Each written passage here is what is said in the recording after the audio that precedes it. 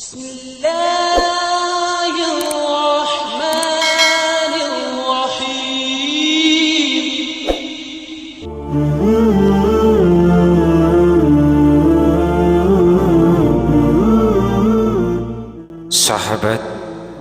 pernahkah kita merasa gelisah ketika hendak tidur? Ada rasa takut, pikiran yang berkecamuk, seolah-olah ada yang mengawasi kita. Pada masa Rasulullah SAW, para sahabat juga pernah mengalami gangguan yang seperti itu. Maka Nabi SAW mengajarkan mereka satu bacaan yang membuat hati tentram dan tubuh terlindungi. Bacaan itu adalah ayat kursi. Tahukah Anda, ayat kursi bukan hanya ayat biasa. Ia adalah sayyidul ayat, pemimpin dari seluruh ayat dalam Al-Quran.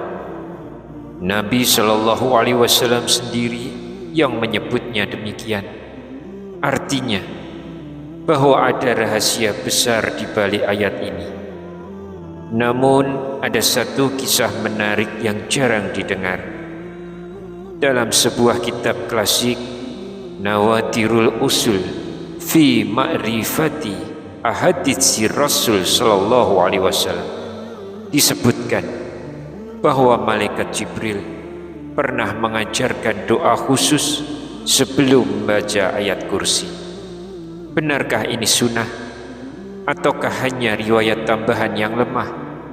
Mari kita pelajari dengan perlahan dan penuh ketenangan. Bismillahirrahmanirrahim. Assalamualaikum warahmatullahi wabarakatuh. Syukur alhamdulillah kita masih dipertemukan kembali di channel ini. Salawat dan salam selalu dan tetap tercurahkan kepada junjungan kita Nabi besar Muhammad sallallahu alaihi wasallam. Allahumma sholli ala sayyidina Muhammad wa ala ali sayyidina Muhammad. Harapan dan doa saya, semoga sahabatku semuanya selalu diberikan kesehatan, dilapangkan rezekinya, diampuni dosa-dosanya, dipanjangkan umurnya, dan semoga kita diwafatkan dalam husnul khatimah. Dan sempatkanlah menuliskan sholawat di kolom komentar. InsyaAllah akan menjadi bukti cinta kita kepada Rasulullah Muhammad sallallahu alaihi wasallam. Semoga kita semua mendapatkan syafaat beliau di akhirat kelak. Amin ya rabbal alamin. Sahabat Oborpedia yang dirahmati Allah, kita hidup di zaman penuh kegelisahan. Banyak orang yang mencari ketenangan dengan hiburan, namun hatinya tetap resah.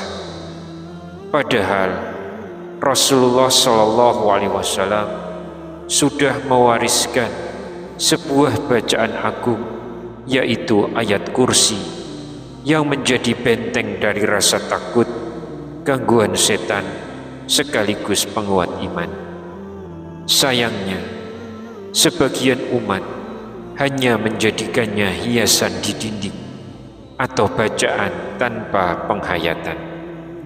Padahal jika diamalkan sesuai sunnah, ayat ini bisa menjadi sumber ketenangan sejati dan jalan menuju surga. Dan di dalam khasanah kitab klasik Nawatirul Usul ada disebutkan sebuah doa munajat yang diajarkan malaikat Jibril sebelum membaca ayat kursi. Doa ini seakan menjadi persembahan hati agar setiap bacaan ayat kursi terangkat ke hadapan Allah Subhanahu wa Ta'ala dengan segala keutamaannya.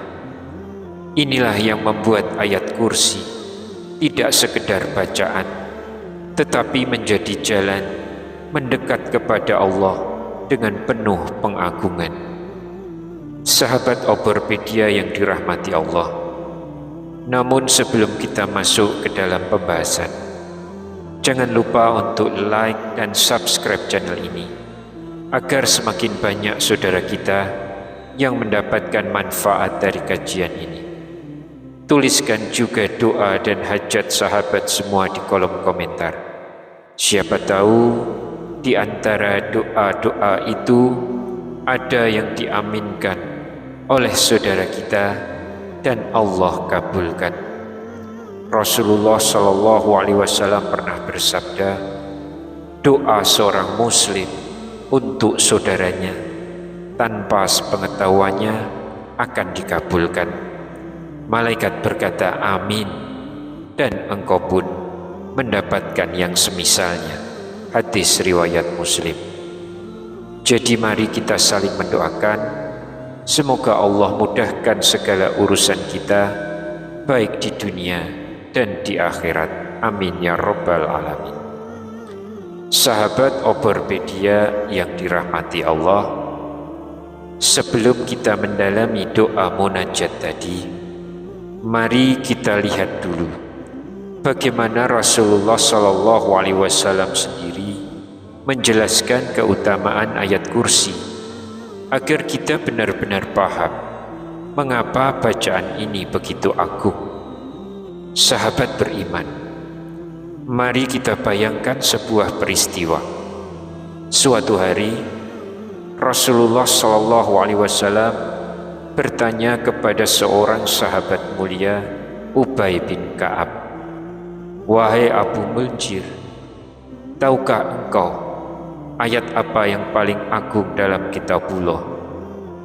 Ubay pun menjawab dengan penuh keyakinan, "Allahu la ilaha illa huwal hayyul qayyum."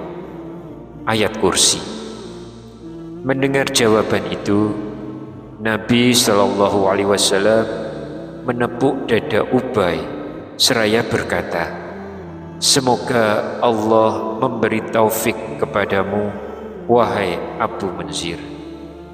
Bayangkan, Nabi langsung membenarkan jawabannya. Itu berarti ayat kursi adalah ayat paling agung dalam seluruh Al-Quran. Kenapa bisa begitu agung? Karena isinya adalah inti dari tauhid. Di dalamnya Allah memperkenalkan dirinya bahwa hanya Dia satu-satunya Tuhan. Dia maha hidup, tidak pernah mati, tidak pernah lelah, dan seluruh alam semesta bergantung padanya. Tidak ada yang luput dari pengawasannya, dan tidak ada yang bisa menandingi kekuasaannya. Itulah sebabnya ayat kursi bukan hanya bacaan, tapi tameng keimanan. Nabi SAW bersabda, "Barang siapa membaca ayat kursi setiap selesai sholat fardu, tidak ada yang menghalanginya masuk surga kecuali kematian." Hadis riwayat An-Nasai. Mari kita bayangkan, seorang muslim yang 5 kali sehari membaca ayat kursi setelah sholatnya, seakan-akan ia sedang menegakkan pagar surga di sekeliling dirinya. Ia belum bisa masuk karena masih hidup, tapi pintu itu sudah terbuka menunggunya. Bukan hanya itu, dalam kisah Abu Hurairah yang terkenal, ia pernah didatangi oleh sosok misterius saat menjaga gudang zakat. Sosok itu ternyata setan yang ingin mencuri. Namun sebelum pergi, setan itu berkata, "Jika engkau hendak tidur, bacalah ayat kursi, maka Allah akan menjagamu dan tidak ada setan yang mendekatimu hingga pagi." Dan Nabi SAW ketika mendengar kisah ini bersabda, "Benar apa yang dikatakannya, meski ia pendusta." Hadis riwayat Bukhari. Artinya apa? Bahkan setan sendiri pun mengakui kekuatan ayat kursi. Jadi siapapun yang rutin membacanya, ia sedang membangun benteng gaib yang tidak bisa ditembus oleh jin dan setan. Sahabatku, coba kita renungkan. Di dunia yang penuh gangguan ini, banyak orang takut pada santet, sihir, dan kejahatan makhluk halus. Padahal Allah sudah memberikan kita senjata yang jauh lebih ampuh, yaitu ayat kursi. Kalau kita yakin dan kita amalkan, tidak ada yang perlu kita takuti, karena Allah lah penjaga kita, bukan manusia, bukan jimat, bukan benda apapun. Sahabatku, dari kisah-kisah tadi, kita sudah tahu betapa agungnya ayat kursi. Namun ada satu riwayat yang tercatat dalam kitab klasik Nawadirul Usul karya Imam Al-Hakim At-Tirmizi yang mungkin jarang kita dengar. Dikisahkan malaikat Jibril pernah datang kepada Nabi SAW dan mengajarkan sebuah doa munajat. Doa ini dibaca sebelum membaca ayat kursi. Isinya begitu indah, seolah-olah seorang hamba sedang mempersembahkan seluruh hidupnya kepada Allah sebelum melafalkan ayat tauhid yang agung itu. Doa munajat itu bunyinya begini: Allahumma inni uqaddimu ilaika baina yadai kulli nafasin wa lamhatin wa tarfatin yadrifu biha ahlus samawati wa ahlul ardi wa kullu syai'in huwa fi ilmika au huwa kainun fi ilmika uqaddimu ilaika baina yadai zalika kullihi Allahu la ilaha illa huwal hayyul qayyum. Yang artinya, ya Allah, aku persembahkan kepadamu di hadapan setiap nafas, setiap pandangan, dan setiap gerakan yang dilakukan oleh penduduk langit dan bumi, serta segala sesuatu yang ada dalam ilmumu atau yang akan terjadi dalam ilmumu. Aku persembahkan semuanya itu kepadamu, seraya mengucapkan, Allah, tiada Tuhan selain Dia, yang maha hidup, lagi maha berdiri sendiri. Sahabat, doa ini seperti sebuah kunci pembuka, seakan kita mengetuk pintu langit lebih dulu, agar ketika kita membaca ayat kursi, bacaan itu langsung diangkat ke hadapan Allah Subhanahu wa Ta'ala.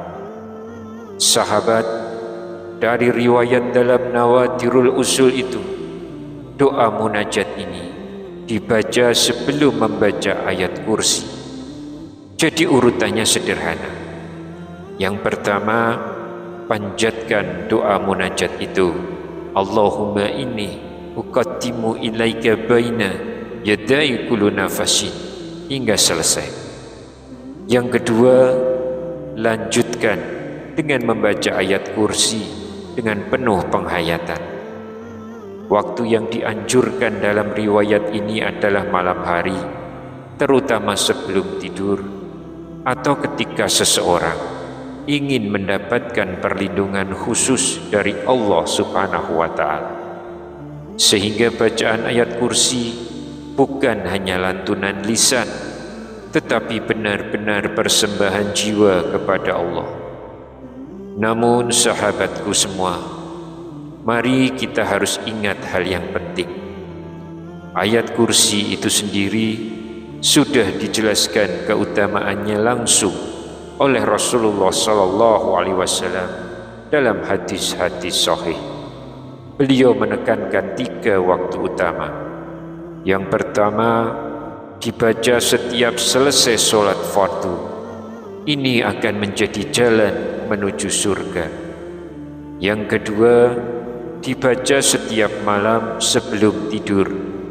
Ini menjadi penjaga diri dari gangguan setan. Lalu yang ketiga, dibaca setiap pagi dan sore, yang mana manfaatnya menjadi benteng perlindungan dari segala mara bahaya.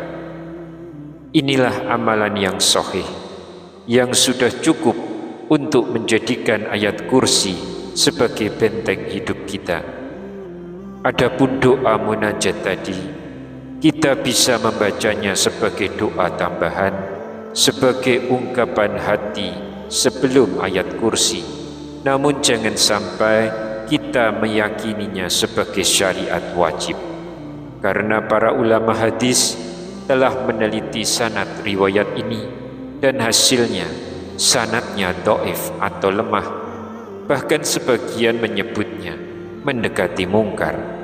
Artinya kita tidak bisa menjadikannya sebagai amalan sunnah muakkadah yang pasti berasal dari Nabi SAW.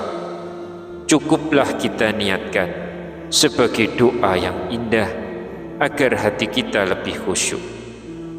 Sahabat yang beriman, dunia semakin penuh dengan kegelisahan, fitnah, dan gangguan yang kasat mata maupun yang tak terlihat. Dalam kondisi seperti ini, Allah telah memberi kita benteng terbaik, yaitu ayat kursi. Mari kita biasakan membacanya di setiap kesempatan yang diajarkan Nabi SAW. Jadikan ia bagian dari hidup kita, bacaan di lisan kita, dan penguat dalam hati kita.